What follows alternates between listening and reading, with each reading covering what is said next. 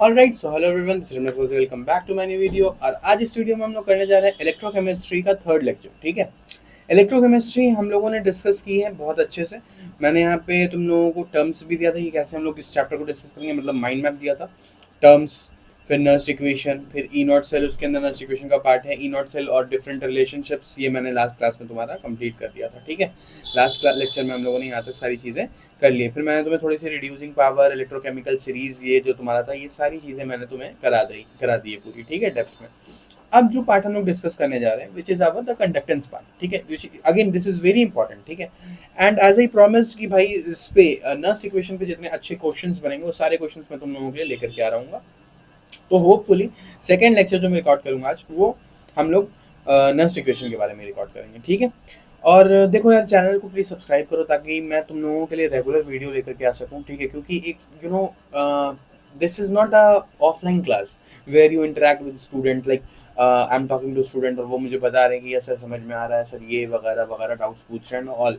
This is a virtual class, like camera के सामने बोलना होता है। And this is sort of ठीक है, बट जब तुम ऑफलाइन से ऑनलाइन शिफ्ट होते हो तब तुम्हें ऐसा दिखता है कि भैया जब तुम जिस स्टूडेंट से बात कर रहे हो है कोई, क्या समझ में आ रहा है उसको। तो पॉइंट यहाँ पर ये है। तो मैं चाह रहा था कि जितना से जल्दी आप लोग सब्सक्राइब करो चैनल को, ताकि और ज़्यादा से ज़्यादा स्टूडेंट जब हमारे साथ जुड़ जाएंगे तो फिर मैं ऑब्वियसली लाइव क्लासेस की कॉन्सेप्ट को क्रिएट करूँगा। किसी एक टाइम को फिक्स करने के बाद आप लोगों के साथ डिस्कस करके, किसी एक टाइम को फिक्स करके हम लोग उस पर लाइव क्लासेस करेंगे। उससे मैं तुमसे इंटरेक्ट कर सकूंगा, तुम्हें जो चीज़ नहीं आ रही होगी समझ में तुम मुझसे पूछ सकोगे। ठीक है, तो आई वॉज लाइक कि यही सारी चीज़ें करनी है। ठीक है, but the point is that कि अभी तक हमारी जो चैनल है उस पर कुछ ऐसा वाव मुझे दिखा नहीं है कि मैं लाइव क्लासेस लूँ। ठीक है, तो जब तक मेरे साथ स्टूडेंट्स बहुत सारे इंटरेक्ट नहीं करेंगे तब तक मैं लाइव क्लासेस नहीं लेने का सोच रहा हूँ। तो मैंने प्रॉमिस किया है कि 500 सब्सक्राइबर मेरा जिस दिन हो जाता है उसके अगले दिन से ही मैं लाइव क्लासेस लेना स्टार्ट कर दूँगा। But the condition is that कि 500 सब्सक्राइबर कंप्लीट करो, और वो तुम लोग करा सकते हो। ठीक है, तो चलो 500 सब्सक्राइबर को कंप्लीट कराओ चैनल पे। ठीक है, चीज़ें अगर जो भी तुम्हें समझ में आ रही है, जो तुम्हारा डाउट है, कुछ भी ऐसा जो तुम्हें एक्स्ट्रा पूछना हो, जो थोड़ा सा आउट ऑफ द बॉक्स हो या फिर आउट ऑफ द सिलेबस हो, तुम पूछ सकते हो। नीचे मेरी इंस्टाग्राम की भी आईडी दी हुई है, टेलीग्राम का भी लिंक लगा रखा है। ठीक है, you can contact me anywhere. ठीक है, तो मुझे वो इस यूट्यूब के कमेंट बॉक्स में भी कमेंट डाल करके पूछ सकते हो। ठीक है जी, चलो। अब जो चैप्टर का नेक्स्ट पार्ट स्टार्ट करने जा रहे हैं, which is again very important for us to understand, is the conductance part. ठीक है, कंडक्टेंस पार्ट में सबसे पहले मुझे एक वर्ड बताओ। तुम्हें पता भी होगा, वैसे सारे बच्चे पढ़ के आ रहे हो, और बाकी कुछ स्कूल्स में तो अब तक स्टार्ट भी हो गया होगा वो तुम्हारा करंट इलेक्ट्रिसिटी। तो रेजिस्टेंस का मतलब जल्दी से बता दो मुझे। What is the meaning of resistance, बताइए। रेजिस्टेंस का मतलब ये होता है कि whenever a current is flowing through a wire, तो उस करंट को वो वायर रोकता है। जो रोकने की प्रॉपर्टी है ना, उसी को रेजिस्टेंस कहते हैं। समझ में आई बात? बहुत बेसिक से मैंने बता दिया, मतलब एक छोटा सा डेफिनेशन बताया, जो उसका एक्चुअल डेफिनेशन है वही बताया। For example, this is a wire and the current is travelling through this wire और पासिंग थ्रू दिस वायर। ठीक है, एंड मीन वाइल जो वायर की प्रॉपर्टी है उस करंट को रेजिस्ट करने की, रोकने की है। कंडक्टर्स के अंदर ये प्रॉपर्टी बहुत कम होती है, नहीं रोकता है कंडक्टर। इंसुलेटर के अंदर बहुत ज्यादा होती है, करंट को रोकता है। तो this is what we call as resistance. क्या लिखेंगे डेफिनेशन इसका? It is the it is the hindrance. It is the what? Hindrance provided by. It is the hindrance provided by a conductor. Provided by a conductor in the passing of current. In the passing of current. इसी को हम लोग क्या कहते हैं? Resistance. Are से denote करते हैं रेजिस्टेंस को। रेजिस्टेंस ऑफ देखो, जैसे किसी भी अगर वायर की हम रेजिस्टेंस की बात करें, तो रेजिस्टेंस डिपेंड किस पे करती है? रेजिस्टेंस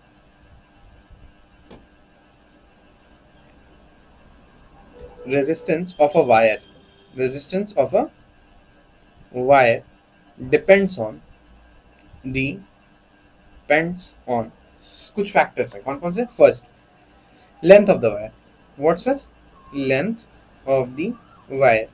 जो तुम्हारा रेजिस्टेंस होता है, जितनी बड़ी वायर होगी उतना ज्यादा रेजिस्टेंस होगा, ऑब्वियसली, है ना? तो resistance is directly proportional to the length of the wire, first thing. But the second thing is the cross sectional area. यहाँ पर थोड़ा सा आता है खेल, cross sectional area. It is inversely proportional, which is what is resistance is inversely proportional to area. If you increase the area of the wire, the resistance will definitely decrease. The resistance will definitely decrease. I hope ये भी बात समझ में आ गई होगी तुमको. So finally what we got is that R is directly proportional to L upon A, and from here we can write it like R is equals to rho L upon A, right? Sir, what is this rho? तो मैं अभी के लिए इतना समझो, इसमें ये proportionality constant है. क्या है sir? proportionality constant. Proportionality constant है ना जी, प्रोपोर्शनलिटी कांस्टेंट है. अच्छा, it has a name called as resistivity. What sir? Resistivity. ठीक है जी. तो प्रोपोर्शनलिटी कांस्टेंट है जिसका हम लोग क्या नाम देते हैं? रेजिस्टिविटी देते हैं. रेजिस्टिविटी का फॉर्मूला अगर बनाना चाहो तो यहाँ से ही बना लो. आर एक उधर भेज दो तो ये बन जाएगा आर सॉरी एक second, R into A upon L. What is this? This is the resistivity of the wire. ठीक है. It is a materialistic property. What? It is the materialistic property. Materialistic property. What does it mean, sir? इसका मतलब ये है भैया कि जो आपका रेजिस्टेंस होता है वो डिफरेंट वायर का डिफरेंट होगा. मतलब वो वायर की प्रॉपर्टी है, डिपेंड्स ऑन वायर, है ना. Materialistic property. डिफरेंट वायर है different resistivity. Different wires have different resistivity, है ना. different resistivity. आई होप ये बात आ गई होगी तुम्हें समझ में अच्छे से, है ना. तो this is what we call as resistivity का टर्म. तो यहाँ पे जो कंडक्टेंस का सबसे पहला पार्ट था विच इज आवर रेजिस्टेंस, वो मैंने तुम्हें थोड़ा बहुत समझाने की कोशिश की. ठीक है. अब हम लोग रेजिस्टेंस से थोड़ा सा आगे मूव ऑन करते हैं. ठीक है, move on sir, move on करते हैं. रेजिस्टिविटी को डिफाइन कैसे करोगे? अगर तुम्हारे एग्जाम में आ जाएगा तो रेजिस्टिविटी को डिफाइन कैसे करोगे बताओ भाई. तो बताया तो मैंने, resistivity is defined as, it is defined as the resistance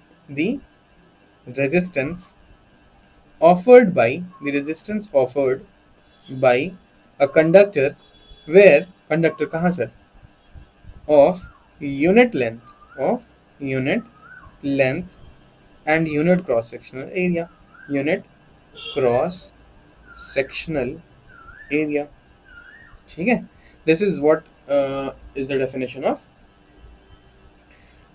resistivity. So resistivity is defined as the resistance offered by a conductor of unit length and unit cross sectional area. खत्म बात सर जी भैया, इतनी सी बात है तुम्हारी. ठीक है. अगर एक ही बात करें तो एरिया जो होगा वो 1 मीटर स्क्वायर हो जाएगा, और जो तुम्हारा लेंथ की बात होगी तो वो 1 मीटर हो जाएगा. तो तुम्हारा रेजिस्टिविटी कैसा दिख रहा होगा बताओ? रेजिस्टिविटी दिख रहा होगा सर आर के इक्वल. रेजिस्टिविटी दिख रहा होगा तुम्हें आर के equal. This is what we call as resistivity. ठीक है भैया, बताओ समझ में आ रही है बातचीत? जी सर. अब ये जो तुम्हारा बेसिकली एक unit of resistivity, unit of, अच्छा मैंने तुम्हें यूनिट ऑफ रेजिस्टेंस नहीं बताया होगा, है ना. हाँ, तो इधर ही कहीं पैड कर लो ना. Unit of resistance is nothing but ohm sir. Om Shanti Om. Unit of resistivity. देखो भैया, रेजिस्टिविटी जो होती है तुम्हारी, रेजिस्टिविटी को स्पेसिफिक रेजिस्टेंस भी कहते हैं. क्या कहते हैं सर? Specific resistance. ठीक है. Which is equals to ohms metre. ठीक है. ओम मीटर को डिनोट करोगे ओम मीटर. बात आ गई समझ में? ठीक है जी. चलो नेक्स्ट. अब आते हैं नेक्स्ट पार्ट पे. This is all about the resistance, resistivity, what is the formula for the resistivity, what is the SI unit of the resistivity. Everything is covered in this 2 sheets, right. Next which is very important, ठीक है, वो है हमारा conductance का part. किसका part? Conductance. अब यहाँ पे 2-3 नई चीजें सीखनी है भाई, तो इसको समझना. हो सकता है तुमने कंडक्टेंस पहले पढ़ा हो, कंडक्टिविटी पढ़ी हो, लेकिन कंडक्टेंस के अंदर में एक न्यू इंपॉर्टेंट चीज ऐड हुई है, वो समझेंगे इस पर्टिकुलर चैप्टर में. ठीक है. कंडक्टेंस क्या होता है? ऑब्वियसली सर रेजिस्टेंस क्या पढ़ाया था आपने? रेजिस्टेंस आपने पढ़ाया था कि कितना अमाउंट ऑफ करंट को वो रोकेगा, इसी को तो पढ़ाया था रेजिस्टेंस. कंडक्टेंस क्या होगा? कितना अमाउंट ऑफ फ्लो कर जाएगा, इसी को तो कहेंगे कंडक्टेंस. बोलो समझ में आई? समझो. The ease with which current flows through a conductor, ठीक है. अच्छा, कंडक्टेंस को सर सी से डिनोट करते हो. किससे डिनोट करते हैं सर? सी से. किससे? सी से। अच्छा सर, ठीक है। तो कंडक्टेंस क्या होगा सर? वी कैन से कि कंडक्टेंस रेजिस्टेंस का उल्टा होगा। अरे भैया रेजिस्टेंस क्या था? रोक रखाव, रोक रखाव है ना। अच्छा, तो कंडक्टेंस क्या होगा? जाओ, ठीक है। तो समझो कंडक्टेंस रेजिस्टेंस का उल्टा है। किसका है सर? कंडक्टेंस रेजिस्टेंस का उल्टा है। So what is the formula for the resistance? Sir rho L upon ये ऊपर चला जाएगा, ये मतलब सर ए भैया ए, तो ए अपॉन रो एल। अब थोड़ा सा ध्यान देना, मैंने इसमें लिखा 1/रो इंटू ए अपॉन एल। समझ गए? अब यहाँ से एक चीज, नई चीज सीखो। जैसे तुमने कंडक्टेंस के बारे में सीखा दैट कंडक्टेंस इज 1/r, उसी तरीके से रेजिस्टिविटी इज 1/सिग्मा। ओहो, कंडक्टेंस था ना, तो sigma is equals to 1/, resistivity. अब भैया ये सिग्मा क्या है? सिग्मा जो है तुम्हारा ये कंडक्टिविटी। क्या है सर? कंडक्टिविटी, जिसको इस पर्टिकुलर चैप्टर में केमिस्ट्री के हिसाब से था। इस पर्टिकुलर चैप्टर में हम कंडक्टिविटी को कप्पा से दिखाएंगे, के से दिखाएंगे। समझना बात को, ध्यान देना। क्या कह रहे हैं सर आप? देखो कह रहा हूँ ये कि जो हमारी कंडक्टिविटी है उसको हम लोग सिग्मा से डिनोट करते हैं, but here in this case, in this chapter we denote conductivity by the word और बाय द लेटर के। ठीक है, कंडक्टिविटी, इस बात को प्लीज ध्यान दीजिएगा। सर तो कंडक्टिविटी मतलब सर यहाँ पे के लिख दूं? बिल्कुल। तो के क्या है सर? कंडक्टिविटी है सर। के इज इक्वल्स टू 1/r हो जाएगा, रो हो जाएगा। 1/रो क्या था सर? रो है क्या? रेजिस्टिविटी। तो रेजिस्टिविटी का उल्टा कर देंगे तो कंडक्टिविटी मिल जाएगा। जी हाँ, यही तो समझा रहा हूँ आपको। Okay sir, okay okay sir, okay sir. तो अगर कंडक्टेंस का फॉर्मूला लिख रहे थे आप, तो आप 1/रो को आप के लिख दो ना सर। लिख दिया भैया। और ए अपॉन एल को ए अपॉन एल छोड़ दो। ये तुम्हारा फॉर्मूला किसका आ गया सर? कंडक्टेंस का। कंडक्टेंस का फॉर्मूला आ गया। अच्छा, कंडक्टेंस का फॉर्मूला आ गया। अच्छा, एक और चीज समझो, एक नई चीज भी इसमें इसमें एक नई चीज है, वो है सेल कांस्टेंट। क्या है? Cell constant. This is the word which is like L upon A. L upon A क्या है तुम्हारा? सेल कांस्टेंट है सर। क्या है? सेल कांस्टेंट है सर। एल अपॉन ए क्या है? सेल कांस्टेंट है सर। अच्छा, अच्छा जी। तो फिर इसको डिनोट करते हैं अपन जी स्टार से। किससे डिनोट करते हैं? जी स्टार। स्टार है सर आप कहीं के? मैं नहीं, जी भैया स्टार है। अच्छा सर, ठीक है, इसको हम जी स्टार से दिखाते हैं। So finally what we have, G star is equals to L upon A. तो फाइनली सर आप यहाँ पे देखो ना, आपने एक फॉर्मूला भी पढ़ाया था कंडक्टेंस।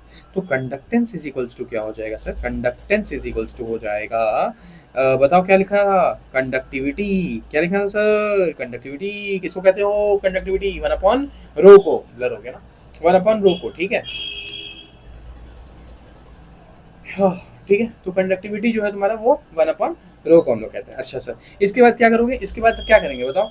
जो तुम्हारा फॉर्मूला था वो क्या था? ए अपॉन एल। अच्छा, ए अपॉन एल को अगर मैं ऐसा लिखूं, समझना, ए अपॉन एल अपॉन ए, इसको ऐसा लिख सकते हो? लिख सकते हो?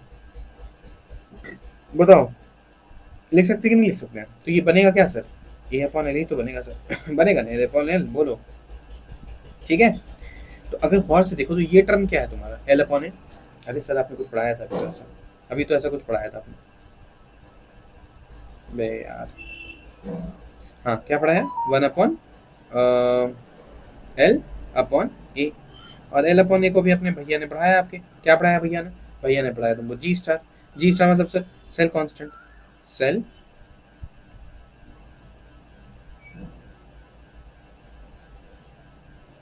सेल कांस्टेंट, ठीक है जी, ठीक है जी, ठीक है। आ जाओ। तो कंडक्टेंस का फॉर्मूला क्या हो जाएगा? कंडक्टेंस इज इक्वल्स टू क्या हो जाएगा बताओ? कंडक्टिविटी, ठीक है sir, kappa into cell constant. Kappa into 1/, cell constant, 1/, cell constant, ठीक है। या फिर कंडक्टेंस इज इक्वल्स टू एक और फॉर्मूला लिख दो। देखो इतना सारा फॉर्मूला तुम्हें याद नहीं करना है। अगर तुम्हें टर्मिनोलॉजी याद होगी तुम्हें सब याद होगा, नहीं याद होगी तो घर जाओ, खत्म बात सर। ये है आपका फॉर्मूला कंडक्टिविटी, कंडक्टेंस का फाइनल, ठीक है। आ जाओ, दो तीन चीजें और सिखा दूं। अगर बात करें यूनिट ऑफ सेल कांस्टेंट की, यूनिट ऑफ सेल कांस्टेंट, तो ध्यान दो उसमें तो कुछ भी नहीं है सर। नीचे एरिया है, ऊपर लेंथ है, तो नीचे एरिया ऊपर लेंथ, नीचे धरती ऊपर एल अपॉन ए था सर। तो एल के लिए होता है सर मीटर, ए के लिए होता है सर मीटर स्क्वायर। सर एक स्क्वायर से एक स्क्वायर कट जाएगा सर, मीटर का इनवर्स बन रहा है सर। हाँ जी, हाँ जी, हाँ जी, हाँ, ठीक है, समझ गए बंधुओं? ठीक है, चलो, ये हो गया सेल कांस्टेंट। अब आता है नेक्स्ट यूनिट ऑफ कंडक्टिविटी। अरे भैया कंडक्टिविटी तो उसी कंडक्टेंस, सॉरी कंडक्टेंस, कंडक्टेंस तो वही होगा ना सर आपका, उल्टा कर दीजिए ना, ओम इनवर्स। ओम इनवर्स को महो भी कहते थे और साइमन भी कहते हैं, बचपन में महो सिखाया गया था। भूल जाओ बचपन, बचपन गया छूट गया वो। यूनिट ऑफ कंडक्टिविटी, कंडक्टिविटी क्या था कंडक्टिविटी का फॉर्मूला? साइमन मीटर इनवर्स, है ना? साइमन मीटर इनवर्स हुई कंडक्टिविटी का फॉर्मूला, जाके देखो क्या था। ठीक है जी। तो ये मैंने सारी की सारी आपको यूनिट बता दी और उसके साथ साथ आपका कंडक्टेंस का फॉर्मूला भी बता दिया। तो ये हमारा कंडक्टेंस का फॉर्मूला और यूनिट सारी की सारी चीजें कंप्लीट। तो हमारा सब कुछ कंप्लीट हो गया यहाँ पे। समझ गए कि नहीं समझे? समझे कि नहीं समझे बताओ। जी सर समझ गए। चलो इसको ले लो अंदर ब्रैकेट। खत्म सर, आगे आ जाओ। आगे जो इम्पोर्टेंट चीज है वो अलग है अब इस चैप्टर से। अब इस चैप्टर से अलग नहीं है, मतलब इस पार्ट टॉपिक से अलग। अब वो जो पार्ट जो है ना, अब जो डिस्कस करने जा रहे हैं, देखो ये 15 मिनट तुम्हारे लिए इसलिए इंपॉर्टेंट था क्योंकि अगर ये 15 मिनट नहीं दोगे तो आगे का 15 मिनट नहीं समझ में आएगा। और पॉइंट यहाँ पर ये है ना कि यही 15 मिनट तुम्हारे लिए क्रूशियल था। क्यों सर? क्योंकि यहाँ पे जो इंपॉर्टेंट पॉइंट्स तुम्हें मैंने बताया, कंडक्टिविटी, फलाना ढमकाना, सेल कांस्टेंट वगैरह, कभी कभी क्वेश्चन में तुमसे मोलर कंडक्टिविटी वजह से समझो। पहले आगे देखते हैं, क्वेश्चन भी कराऊंगा बहुत सारे तो तुम्हें आइडिया होगा। ठीक है, मोलर कंडक्टिविटी। अच्छा अभी मुझे मैंने वहाँ पे हैंडमेड नोट्स अपलोड नहीं किया सॉल्यूशन चैप्टर का। ठीक है, कोलिगेटिव प्रॉपर्टी के क्वेश्चंस अपलोड हो गए हैं, चैनल पे जाकर के देखो। सॉल्यूशन वाले में मैंने ऐड कर दिया है। ठीक है, देखो व्यूज कम हो रहा है, फिर से तुम्हारी रिस्पॉन्सिबिलिटी है बढ़ाना।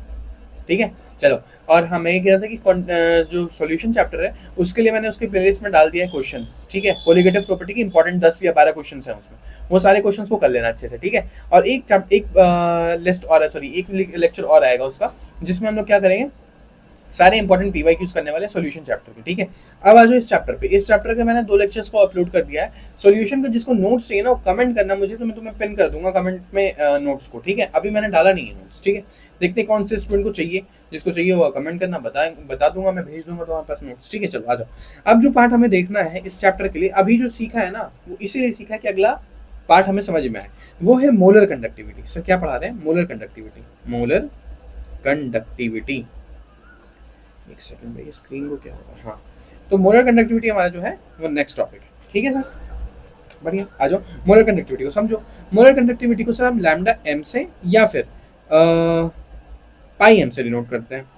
पाई एम से या फिर लैम्डा एम से डिनोट करते हैं। ठीक है चलो, देखो अब मैं कहीं पर लैम्डा एम कहीं पे पाई एम बोल दूंगा तो भाई समझ जाना यार कि भैया मोलर कंडक्टिविटी की बात करें, क्योंकि मैं दोनों के साथ फैमिलियर हूँ और दोनों ही मेरे भाई बंधु हैं, कभी भी कुछ भी निकल जाता है मुझसे। ठीक है जी, आ जाओ। फॉर्मूला देखो, द कंडक्टेंस इंपॉर्टेंट है, ये लिखने के लिए आता है आपके एग्जाम में। ठीक है, इसको इंपॉर्टेंट मानना, ये तुम्हारे एग्जाम में लिखने के लिए आता है कि कंडक्टिविटी, मोलर कंडक्टिविटी का डेफिनेशन क्या होता है। तो डेफिनेशन याद करिएगा, है ना? वो याद है ना 3 इडियट? डेफिनेशन बताओ, डेफिनेशन क्या है? तो डेफिनेशन ये है सर। अभी मैं डेफिनेशन लिखने के बाद मैं एक्सप्लेन कर दूंगा टॉपिक क्या है ये। ठीक है, अच्छा आसानी से समझ में भी आ जाएगा। ठीक है, the conductance of solution kept between the electrode at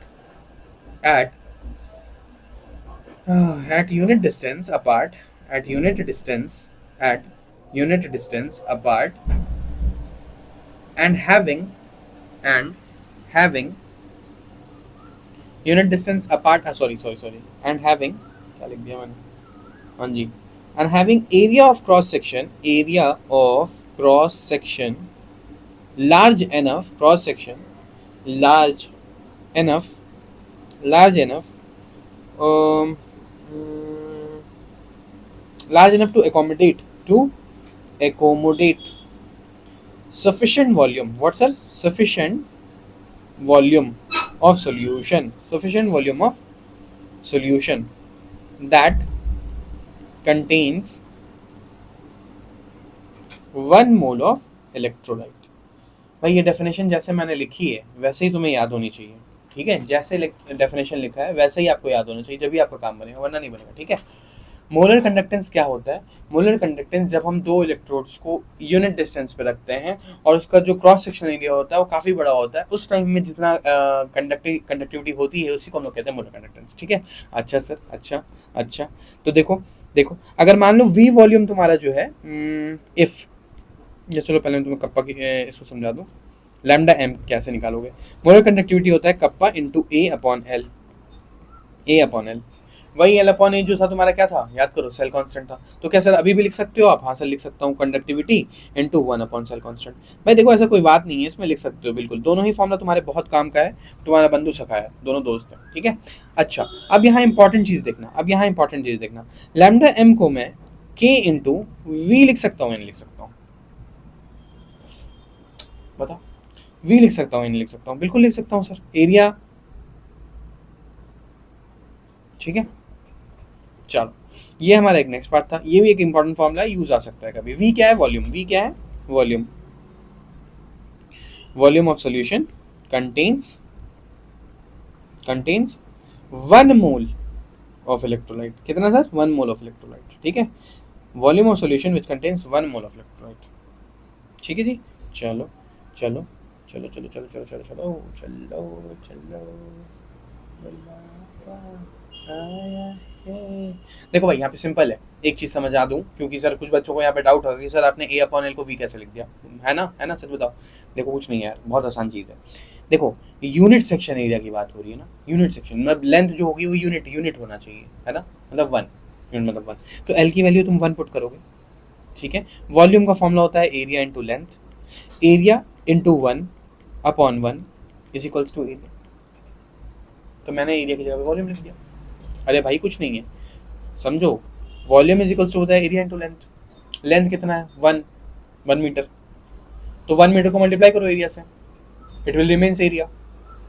तो वॉल्यूम की जगह पे मैं एरिया लिख सकता हूँ, एरिया की जगह वॉल्यूम लिख सकता हूँ, लिख दिया मैंने, खत्म बात, ठीक है जी। चलो नेक्स्ट आ जाओ आगे। अब आगे एक नोट पॉइंट लिखाना है, तो मैं अगली शीट पे लिखाता हूँ, ठीक है। इस नोट पॉइंट को थोड़ा अच्छे से समझना पार्टी, ठीक है। क्या है सर? मोलर कंडक्टिविटी जो है तुम्हारी, क्या सर? Molar conductivity. जब मैं क्वेश्चन लूंगा ना दिखाऊंगा कि देखो क्या इंपॉर्टेंट क्वेश्चन था इस पर, ठीक है, बहुत अच्छा क्वेश्चन है वो। खैर आओ, molar conductivity increases, molar conductivity increases with with decrease in concentration, with decrease in concentration. मतलब डाइल्यूशन पे मोलर कंडक्टिविटी इंक्रीज करती है, मींस ऑन डाइल्यूशन, डाइल्यूशन करते जाओगे ना पार्टी, डाइल्यूशन करते जाओगे तो मोलर कंडक्टिविटी इंक्रीज करती जाएगी, डाइल्यूशन करते जाओगे तो मोलर कंडक्टिविटी इंक्रीज करती जाएगी। क्योंकि होता क्या है, तुम्हारे जो आयंस हैं, जो वीक इलेक्ट्रोलाइट है।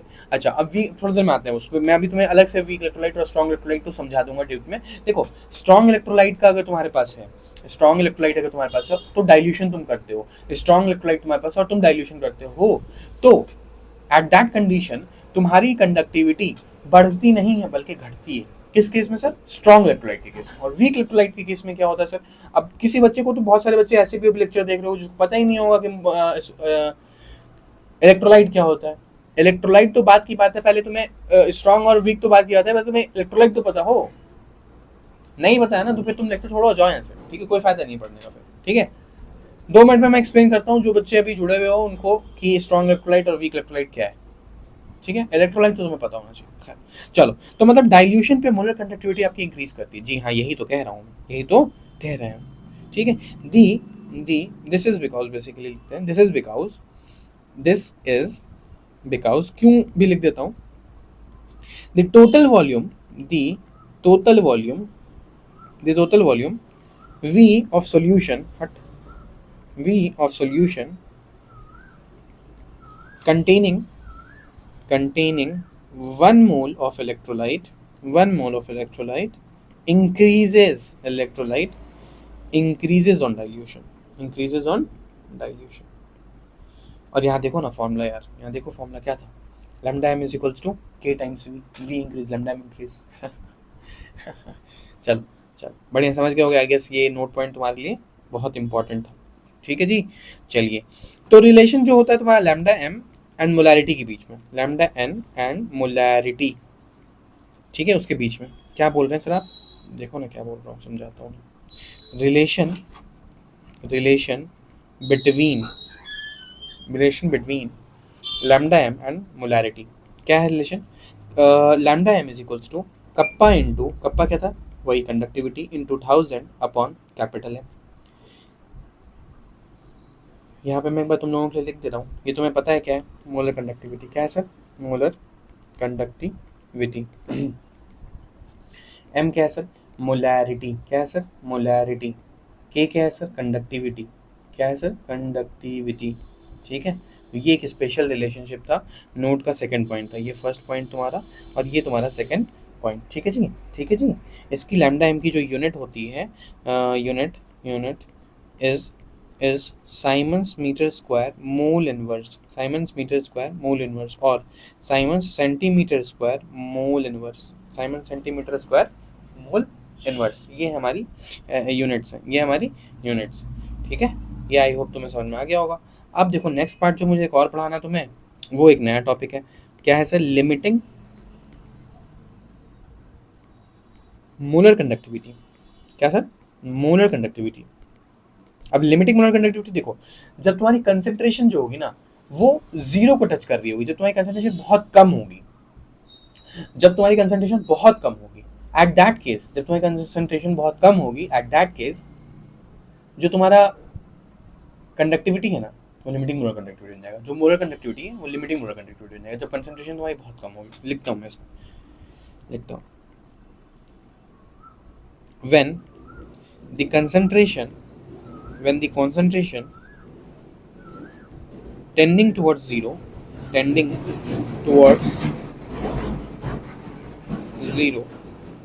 बेसिकली इसको मैं ऐसा लिख दूँ, कंसंट्रेशन टेंडिंग टुवर्ड्स जीरो, ज़्यादा अच्छे से समझ में आ जाएगा स्टूडेंट्स को।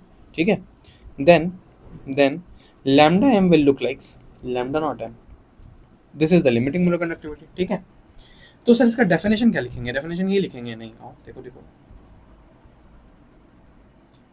when concentration approaches zero, the molar conductivity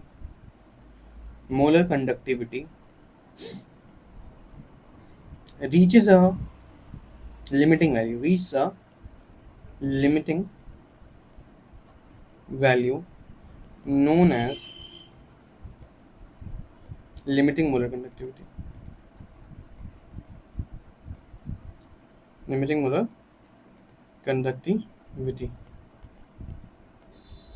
ठीक है, तो लिमिटिंग मोलर कंडक्टिविटी समझ गए अच्छे से? लिमिटिंग मोलर कंडक्टिविटी क्या होता है, क्लियर है? चलो अब यहाँ समझो, यहाँ दो चीज है। इलेक्ट्रोलाइट जो तुम्हारा है, जो इलेक्ट्रोलाइट्स है तुम्हारा, वो दो तरीके का होता है। कौन कौन से तरीके का होता है?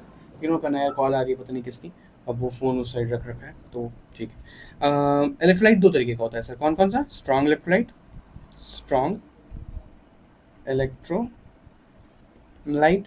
और होता है सर वीक इलेक्ट्रोलाइट।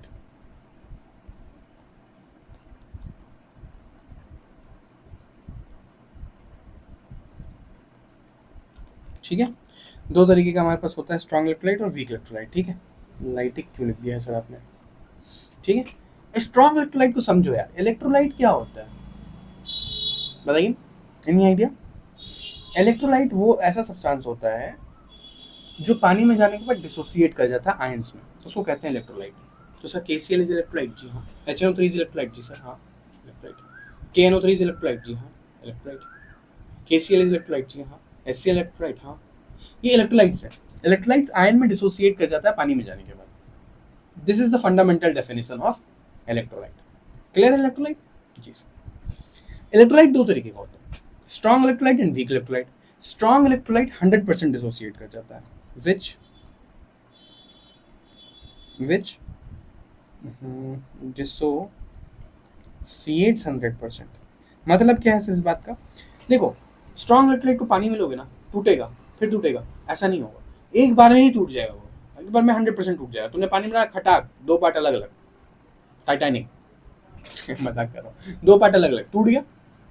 अब ये फर्दर नहीं टूटेगा, मतलब जो मैक्सिमम टूटना था वो टूट चुका। That is we call it as strong electrolyte, 100% dissociate कर गया उसी time. But the weak electrolyte, समझना कॉन्सेप्ट इंपॉर्टेंट है। जो वीक इलेक्ट्रोलाइट है, पता नहीं किसको मेरी याद आ रही है, वीक इलेक्ट्रोलाइट है, उसमें क्या होता है भाई कि वीक इलेक्ट्रोलाइट 100% नहीं टूटता है। Weak electrolyte dissociates around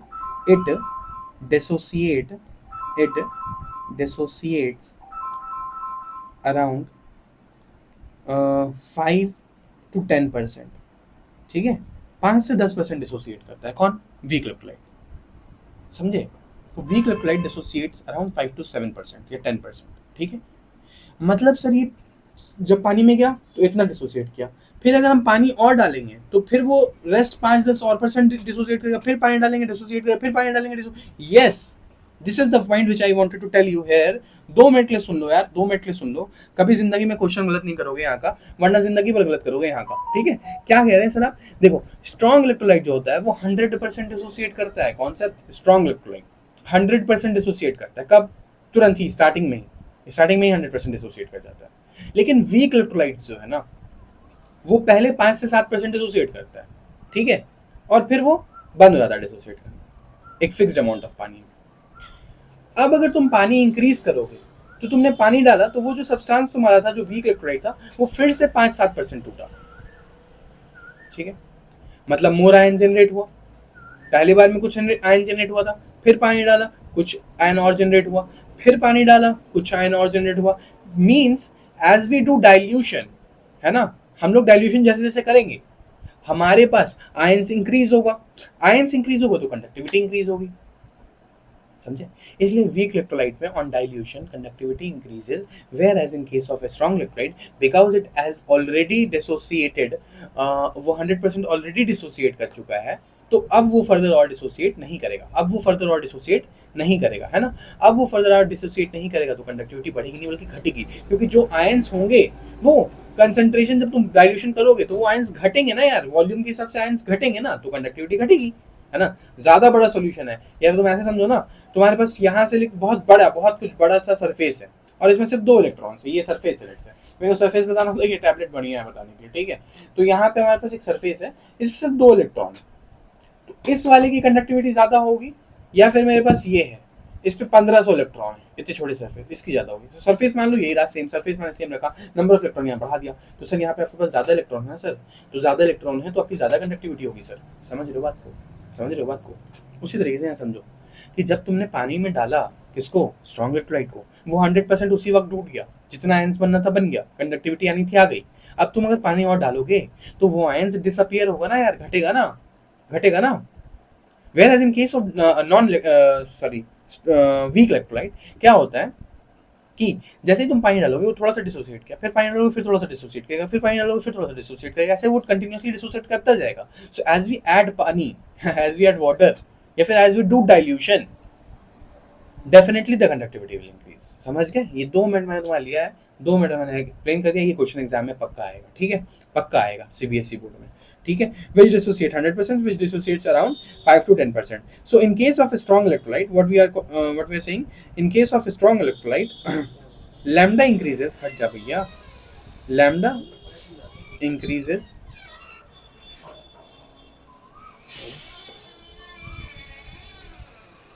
slowly with dilution. With dilution, lambda increases slowly and can be represented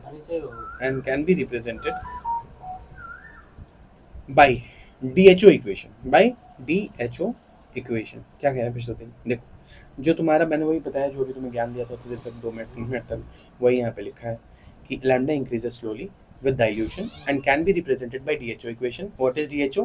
DHO is D by Huckel-Onsager equation. We will discuss about the DHO equation in next page. But the point is that कि यहाँ पे हमें ये clear रहना चाहिए कि which dissociate 100%, lambda increases slowly. तो lambda जो है तुम्हारा वो बहुत ही धीरे इंक्रीज करेगा कब, डाइल्यूशन। क्यों, रीजन बता दिया मैंने। आयंस जो है वो, आयंस जो है हमारा, या फिर जो ऐसे मान लो ये हमारे पास एक बीकर है, ठीक है।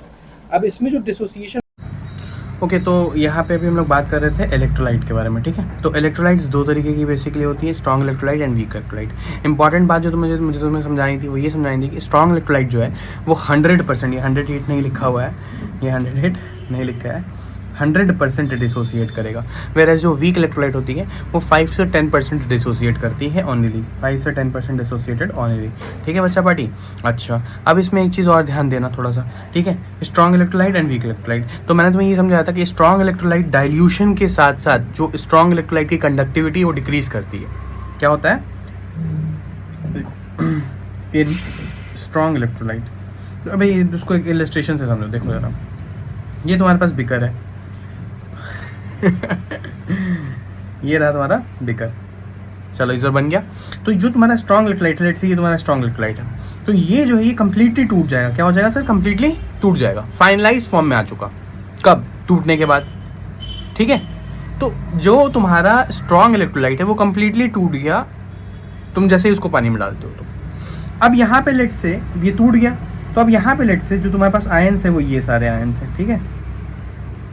ये इतने पानी में आयन है, ठीक है। पानी में आयन है। अब तुम डाइल्यूशन करते हो। क्या करते हो? डाइल्यूशन। अब तुमने डाइल्यूशन किया, भाई मेरे याद रखना, जैसे ही तुमने डाइल्यूशन करा, जैसे ही तुमने डाइल्यूशन किया, तो ये जो आयन्स है सॉल्यूशन के अंदर में वो कम होगा या ज़्यादा? कम होगा भैया, क्योंकि पानी ज़्यादा होगा, है ना। तो कंडक्टिविटी इसीलिए डिक्रीज कर जाती है, क्योंकि आयन्स जो है वो डिक्रीज कर जाता है। Where as in case of strong weak electrolyte what happened is कि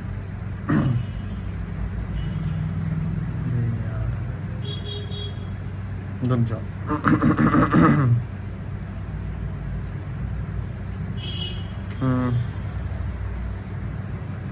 ये लो।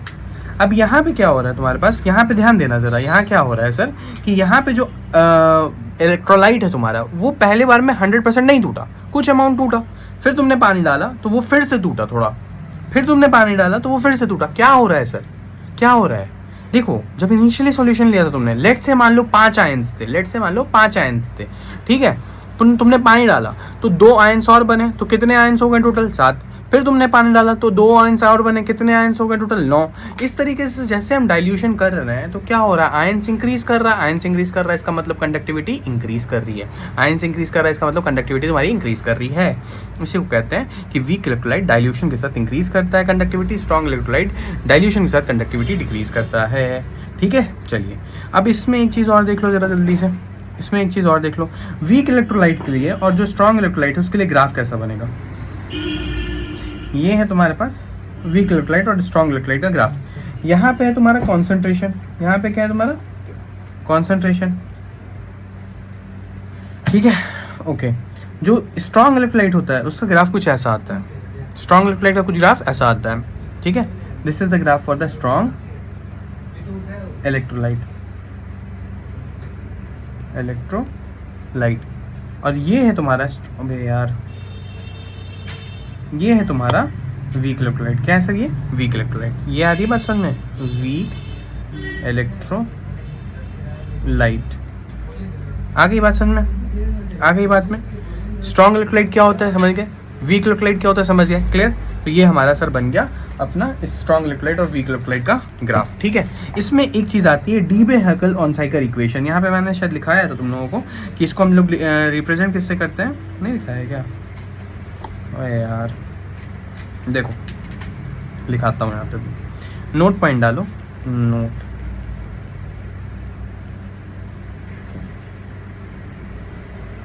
नोट में क्या लिखना है तुमको?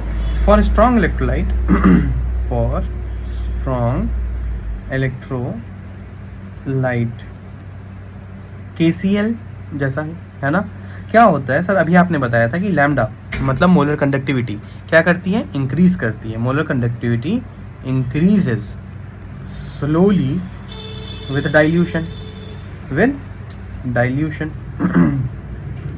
And can be represented by DHO equation. DHO equation क्या होता है sir? D/Hakel-on-Sager equation. Pronunciation should be different, pronunciation हो सकता है, प्रोनाउंसिएशन पे मत जाना, ठीक है। D/Hakel-on-Sager इक्वेशन कैसा इक्वेशन होता है सर? ये lambda m is equals to lambda naught m limiting molar conductivity minus a c की पावर 1/2। a क्या है सर? a आपका कांस्टेंट है, c क्या है सर? कॉन्सेंट्रेशन है, a क्या है सर? कांस्टेंट है सर, कांस्टेंट। c क्या है? कॉन्सेंट्रेशन, ठीक है। लैम्डा नॉट m क्या है? Limiting molar conductivity. ये है molar conductivity, molar conductivity. Clear है ये बात मेरी? तो this is all about the Debye Huckel Onsager equation. This graph is very important, straightforward graph आ जाएगा। अगर स्ट्रेट लाइन बन रही है कंसंट्रेशन डिक्रीज होते हुए तो कंसंट्रेशन नहीं है, माय फॉल्ट, इसमें मुझे बनाना चाहिए था उसे टाइम। ये है तुम्हारा लैम्डा एम और ये है तुम्हारा कॉन्सेंट्रेशन। लिमिटिंग मोलर कंडक्टिविटी की जो डाइल्यूशन का जो तुम्हारा कंडक्टिविटी है वो क्या होता है, कैसे गिरता है देखो, straight. Where as in case of weak electrolyte the graph is look like this. ठीक है, आई होप मैंने तुम लोगों को ग्राफ अच्छे से समझा दिया होगा। डीबे-हेकल ऑन सैगर इक्वेशन तुम्हारी पल्ले पड़ गई होगी। अब आते हैं इस बेस्ड कुछ क्वेश्चंस करा देता हूँ मैं। ऑब्वियसली आई नो कि अभी तक क्वेश्चन वाली PDF आई नहीं है तुम लोगों की, वो मैंने यहाँ लगा दिया है। देखो यहाँ से इलेक्ट्रोड पोटेंशियल पे सारे इंपॉर्टेंट क्वेश्चन मैंने डाल दिए हैं, थोड़ा सा सब्र रखो वो भी आ जाएगा। ठीक है, चलो तो जो क्वेश्चन तुम्हारे पास वो है, it is found lambda M of 1.5 m solution. मैंने फॉर्मूला सारे करा दिए ना, ठीक, ओके। तो यहाँ पे सर आपको मोलैरिटी की वैल्यू दी हुई है 1.5 मोलर पर केल्विन। ठीक है, और लैम्डा एम का फॉर्मूला होता है sir K × 1000 kappa × 1000 upon capital M। अब कप्पा कितना है दिया हुआ है क्वेश्चन में, देखो lambda M of 1.5 molar solution of an electrolyte is found to be 138.9। Calculate the conductivity, मतलब यहाँ पे K निकालना है, लैम्डा एम दिया हुआ है 1380.9 इंटू मोलैरिटी को उधर लेके मल्टीप्लाई कर लो तो 1.5, नीचे ले आओ कप्पा को छोड़ दो, 1000 को ले आओ, नीचे कप्पा निकालना है तुमको, ये रहा कप्पा सर। ओके, सो ये आ जाएगा 138.9 इंटू 1.5 अपॉन 1000। अब यहाँ पे से 0 हटाते हैं, देखते हैं क्या आता है। यहाँ से एक 0 हटाओगे तो एक 0 नीचे आ जाएगा, यहाँ से हटाओगे तो एक 0 और नीचे आ जाएगा। तो कुछ बुरी कैलकुलेशन आएगी 1389 क्रॉस 15 अपॉन 1 2 3 और 4 5 1 लाख। ओके सर, इसको सॉल्व करो तो 0.208 Siemens centimetre inverse. This is your answer. I hope इसका एक्सप्लेनेशन में कोई डाउट नहीं हुआ होगा तुम्हें, एकदम आसान सा एक्सप्लेनेशन है। Next, the resistance of a 0.1 m, अच्छा कंसंट्रेशन दी हुई है हमको, मोलैरिटी दी हुई है तो मैं कैपिटल M लिख रहा हूँ 0.01 m। NaCl solution at 25 degree Celsius, temperature 25 degree Celsius दिया, इसको कन्वर्ट कर लो तो 298 केल्विन हो जाएगा। इस 200 R की वैल्यू दी हुई है ohms, 200 ohms. The cell constant of a conductivity cell is unity, cell constant मतलब G की वैल्यू 1 दी हुई है। अच्छा sir, calculate the molar conductivity, तो यहाँ पे तो थोड़ा दिमाग लगा के करना पड़ेगा। मोलर कंडक्टिविटी है lambda M is equals to kappa into 1000 upon capital M। तो we need all the things, we have molarity, we have we don't have kappa sir, here kappa निकालना पड़ेगा सर। तो कप्पा मैंने तुम्हें बताया था 1/r into L upon A, है ना, या A अपॉन L को ही कहते थे cell constant. A upon L की वैल्यू 1 दी हुई है तो भैया कप्पा 1/200 इंटू 1। अरे भाई 1/1 ही तो होगा यार, ठीक है ना, बेकार बात। तो ये आ जाएगा 1/200, 1/200 is the value for the kappa. So lambda M will be what sir, kappa 1/200 cross 1000 upon M की वैल्यू है 0.01। तो ये 2 0 से ये 2 0 मर जाएगा, 2 5 10 हो जाएगा सर। ओके, तो 5/0.01 हटा दो ना इसको, 0.01 मतलब 2 0 ऊपर ले आओ तो 500, तो 500 तुम्हारा आंसर आ जाएगा। Lambda M is equals to 500 S centimetre square mole inverse. अब ये सारे तुम्हारे PYQs देखो कितना आसान PYQs आते हैं, स्ट्रेट फॉरवर्ड फॉर्मूला पे आता है। फॉर्मूला याद है ये कर लोगे, नहीं याद है तो घर जाओ छुट्टी करो, ठीक है। नेक्स्ट क्वेश्चन पे आ जाओ सर, नेक्स्ट क्वेश्चन पे आ जाओ। Electrical resistance of a column of 0.05 molar NaH, सबसे पहले देखो मोलैरिटी दी हुई है 0.05, डायमीटर 1 सेंटीमीटर दिया है तो रेडियस हो जाएगा 1 सेंटीमीटर्स दिया है। अरे यार कन्वर्जन, अच्छा ये भी सेंटीमीटर दिया है, अच्छा ठीक है। तो फिर डायमीटर तो 1/2 0.5 हो जाएगा, 0.5 सेंटीमीटर रेडियस हो जाएगा, 50 सेंटीमीटर लेंथ दी हुई है, 50 सेंटीमीटर। अच्छा तो पहले रेजिस्टेंस निकालो, फिर जब रेजिस्टेंस निकाल लोगे, अच्छा रेजिस्टेंस दिया हुआ है, आर की वैल्यू दी हुई है 5.5 10 की power 3। Calculate is molar conductivity, again अपने को लैम्डा M निकालना है। लैम्डा M के लिए चाहिए क्या sir, lambda M is equals होता है sir kappa into 1000 upon capital M। तो कप्पा चाहिए अपने को, तो कप्पा तो दिया नहीं है सर, तो रेजिस्टिविटी क्या हो जाएगा तुम्हारा, से सोचो ना, रेजिस्टेंस का फॉर्मूला क्या होता है, R is equals to rho L upon A। L दिया हुआ है, A दिया हुआ है, A कहाँ दिया है सर, रेडियस दिया ना, निकाल सकते हो ना, रेडियस से πr² होता है, ठीक है। तो रो निकाल लो ना, तो R into A upon L बन जाएगा। R की वैल्यू दी थी 5.55 10 की पावर 3, और एरिया की वैल्यू अपने को पुट करनी पड़ेगी, तो एरिया की वैल्यू निकालते हैं। फिर देखो πr² मतलब 22/7 ले लो, या फिर 3.14 ले लो ना यार, 3.14 क्रॉस 0.5 का होल स्क्वायर मतलब 0.35 0.5, इसको सॉल्व करने पे 0.5 इंटू 25 0.25 इंटू 3 ये 0.785 आ जाएगा, ठीक है, 0.785 आ जाएगा, ठीक है जी, आ जाएगा। ये क्या आ गया सर? एरिया। ये क्या आ गया सर? एरिया। तो एरिया आ गया तुम्हारा 0.785। नीचे है सर 50 सेंटीमीटर। मैंने सेंटीमीटर को कन्वर्ट नहीं किया, ध्यान देना, आंसर हमारा सेंटीमीटर में आना चाहिए। रेजिस्टिविटी आ जाएगी 87.135। रेजिस्टिविटी आ गई तो कंडक्टिविटी निकल जाएगी सर, 1/रो को ही तो आप रेजिस्टिविटी कह रहे थे, 1/87.35 तो होगा, तो ये आ जाएगा, पॉइंट में आंसर आएगा ऑब्वियसली। तो यहाँ पे ये बन जाएगा 1.148 10⁻²2। Okay sir, okay. अब लगा दो lambda m = 1.148 cross 10⁻² into 100 upon 0.05, ठीक है। ये आ जाएगा तुम्हारा 229, हट जा भाई यार, 229.6 Simons centimetre square mole inverse. ये आ गया तुम्हारा लैम्डा m का आंसर। आ गई बात समझ में? ये हो गया आंसर तुम्हारा, ठीक है। Okay, next question. अभी ये लास्ट क्वेश्चन है गेस, ठीक है। इसके बाद हम लोग लेक्चर कवर कर लेंगे, डोंट वरी, ज़्यादा लंबा लेक्चर नहीं होना चाहिए, ठीक है। एंड देन हम लोग नेक्स्ट पार्ट में हम लोग डिस्कस करेंगे। अब हम इसमें आ जाएंगे इलेक्ट्रोलाइटिक सॉल्यूशन पे, फ्राडेज लॉ वगैरह। एक बार माइंड मैप देख लेते हैं चैप्टर का, ठीक है जी।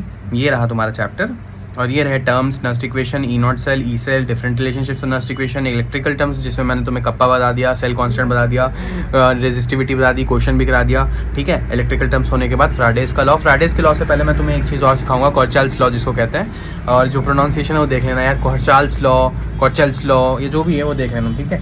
कॉर्चाल्स लॉ सिखाऊंगा, और कॉर्चाल्स लॉ के बाद जस्ट बस ये लास्ट पार्ट हो जाएगा उसका, और उसके बाद फिर हम लोग इलेक्ट्रोलिसिस पे आ जाएंगे, जिसमें हम लोग इलेक्ट्रोलाइटिक सेल, फ्राडे के दोनों लॉ, बैटरी करके कंक्लूड कर देंगे चैप्टर को लास्ट, ठीक है। तो आई थिंक 2 क्लासेस तो और लगनी है यार, लगनी है। ये क्वेश्चन करो जरा, एक लेक्चर और अभी रिकॉर्ड करूंगा मैं इस पे, जो तुम्हारा क्वेश्चन वाला टॉपिक है, जिसमें नस्ट इक्वेशन के सिर्फ इंपॉर्टेंट क्वेश्चन है, तो वो वाला अलग से कर लेना यार, उसको भी मैं डाल दूंगा नीचे डिस्क्रिप्शन बॉक्स में, लिंक लगा है सबका, जाके देख लो, ठीक है। आ जाओ, क्या है sir? The resistance of a conductivity cell containing this much. अच्छा पहले लिख लेता हूँ यार, बहुत सारे डेटा दिया हुआ इसमें तो लग रहा है। Solution at the 298 kelvin. Temperature का तो कोई काम होता नहीं है यार, काहे के लिए देते हैं भैया 1500, और कप्पा की वैल्यू दी हुई है 0.146 10⁻³ तो मिलता जुलता क्वेश्चन है सर, यहाँ पे भी वही आया था क्या? नहीं, कुछ अलग सा आ रहा था, ठीक। तो क्या निकालना है इसमें? सेल क्या है? What is the cell constant? Cell constant मतलब जी, ओके। तो सेल कांस्टेंट जी स्टार होता है, जी स्टार का फॉर्मूला होगा कप्पा इंटू आर। कप्पा की वैल्यू दी हुई है 0.146 इंटू 10, आर की वैल्यू कितनी है 10⁻³ इंटू आर की वैल्यू 150, ओहो 1,500, तो ये आ जाएगा 0.219 सेंटीमीटर इनवर्स। देखो ये तो बहुत आसान क्वेश्चन था, स्ट्रेट फॉरवर्ड फॉर्मूले पे बन गया हमारा ये क्वेश्चन और ख़त्म हो गया, ठीक है। तो इसी के साथ स्टॉप करते हैं लेक्चर को। अगर वीडियो पसंद आई तो लाइक करके जाओ यार, ठीक है। मिलते हैं नेक्स्ट वीडियो में, तब तक के लिए पढ़ाई करते रहिए, टाटा बाय बाय।